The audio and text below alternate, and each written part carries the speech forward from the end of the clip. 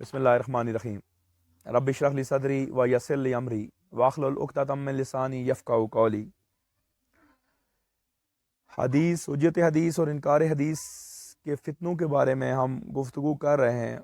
आज हम इनकार हदीस की दाखिली और ख़ारजी वजूहात पे हम गुफ्तगू करेंगे कि क्या वजूहात हैं कि लोग इनकार हदीस की तरफ रुझान रखते हैं और इनकार हदीस कर रहे हैं। कुछ दाखिली और ख़ारजी वजूहात हैं जिनको हम बयान करेंगे। सबसे पहली वजह जो है वो ख्वाहिशात नफ्स की पैरवी है कि इंसान जब देखता है कि उस पर पाबंदी है, हदीस नमाज के वक्त का तयन करते हुए नमाज पढ़ने की बात करती है, रोज़े की बात करती है, ज़कात का तयन करती है, पाबंदियाँ लगाती है इंसान के अंदर, तो वो मुसलमान रहना भी चाहता है और आज़ाद होना भी चाहता है। फिर वहाँ पे वो अपनी अक्ल को इस्तेमाल करने की कोशिश करता है। उसके रास्ते में सबसे बड़ी रुकावट हदीस आती है और इस रुकावट को वो अबूर करने की कोशिश करता है। फिर वो इनकार हदीस की तरफ रग़बत चला जाता है और इनकार हदीस के फितने में मुब्तला हो जाता है। ख्वाहिशात नफसानी जो सबसे बड़ी वजह है, और दूसरी वजह कम इल्मी और जहालत।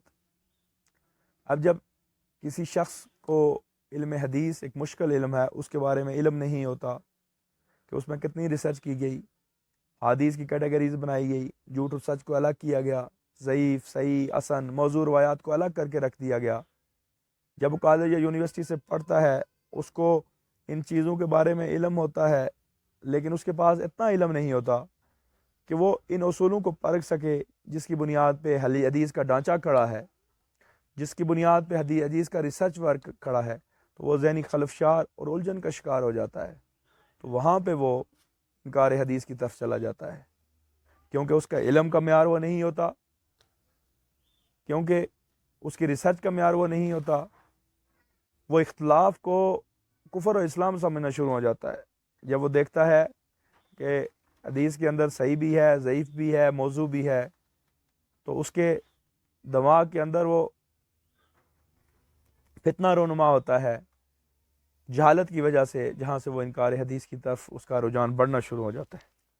तीसरी चीज़, अक्ल को म्यार बनाना। अक्ल एक हद तक उसकी लिमिटेशन है, उसकी हदूद हैं। जब उन हदूद से आगे जाएंगे तो अक्ल, वहाँ पे अक्ल की बाउंड्रीज ख़त्म हो जाती हैं। लेकिन ये शख्स जब जन्नत और दोज़ख को अपनी अक्ल पे परखने की कोशिश करता है, मौज़ात को अपनी अक्ल पे परखने की कोशिश करता है, अल्लाह की ज़ात को अपने अक्ल पे परखने की कोशिश करता है, अज़ाब कब्र को करने की कोशिश करता है, और उसकी अक्ल के म्यार पे वो चीज़ें पूरी नहीं उतरती, क्योंकि उसकी अक्ल लिमिटेड है। रब के लिए तो ये दुनिया एक मच्छर का पर है, उससे ज़्यादा नहीं। तो वहाँ पे वो इनकार हदीस की तरफ जाता है। अक़लियत ने ही सर सैयद को इनकार हदीस की तरफ ले गई, अक़लियत ही ख्वारिज को इनकार हदीस की तरफ ले गई, अक़लियत ही मुतज़िला को इनकार हदीस की तरफ ले गई, और अक़लियत ही गुलाम अहमद परवेज़ को या अब्दुल्ला चकलादवी को या मौलवी चिराग अली को इनको ले गई। इसलिए अक्ल को वो मकाम दें जो उसका मकाम है, उसको वही के ताबे करें, उसको फरमान मुस्तफ़ा के ताबे करें, तो इस फितने से आप महफूज रहेंगे। तीसरी चीज़, चौथी चीज़, दुनियावी अगराज़ व मकासिद हैं कि जब इंसान की ख्वाहिश दुनिया हो, आखिरत उसके दिमाग से निकल जाए, तो वो भी इनकार हदीस की तरफ रग़बत करता है, लोगों के लिए आसानियाँ पैदा करने की कोशिश करता है, नमाज का इनकार करता है, इस्लाम की गलत डेफिनेशंस करना शुरू कर देता है। हदीस उसको पकड़ने की कोशिश करती है, हदीस उसको कहती है कि नमाज का ये वक्त है, इस वक्त नमाज पढ़ना है। हदीस उसको ये कहती है ज़कात ये चीज़ है, लेकिन वो अपने मकासद के लिए, अपने आप को स्कॉलर कहलाने के लिए या पैसा कमाने के लिए लोगों को गुमराही की तरफ लेके जाता है। उसके अपने अगराज़ व मकासद होते हैं, उनकी दावत व तबलीग कर रहा होता है, उनकी तरवीज कर रहा होता है। अब कुछ खारजी असबाब भी हैं जिसमें इनकार हदीस के फितने को परवान चढ़ा। बर सग़ीर में अगर हम इस पे गौर व गौज़ करें, इसको हम देखें कि बर सग़ीर में सबसे पहले इनकार हदीस करने वाला सर सैयद अहमद ख़ान था। तो वो बरतानी साम्राज्य का टाउट था, وہ برطانوی سامراج سے متاثر تھا. اس نے اقلیت کی بنیاد پہ برطانوی حکومت کی پیڑ ہونے کی بنیاد پہ اس نے انکار حدیث اور شک و شکوک و شبہات پیدا کیے.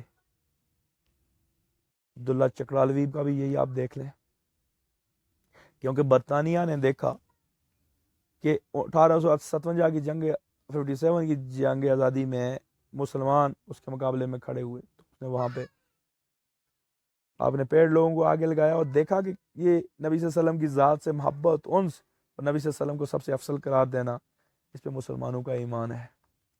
تو انہوں نے یہ کام کیا.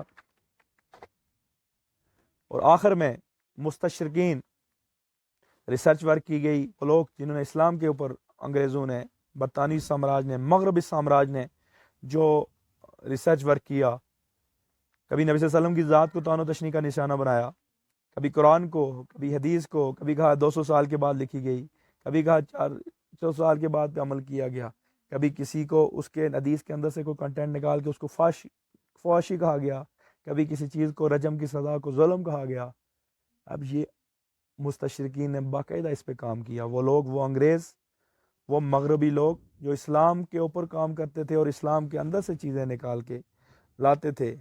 اب ہمارا نوجوان طبقہ ان سے متاثر ہوا, ان کو مطالعہ کیا گیا, کالجوں اور یونیورسٹیوں کے اندر اس کو پڑھایا گیا ان لوگوں کے بارے میں. اب اس کے ذہن میں یہ خدشات پیدا ہو گیا, یہ پیدا ہو گیا کہ حدیث جو ہے اس میں شک و شبہ ہے, یہ ظن ہے, اس کا اتنا علم نہیں تھا. تو یہ بھی ایک فیکٹر تھا. یہ وہ 6 فیکٹرز ہیں جن کی بنیاد پہ لوگ انکار حدیث کی طرف مائل ہوئے. انشاءاللہ اسی موضوع پہ مزید گفتگو کریں گے. وما علینا الا البلاغ.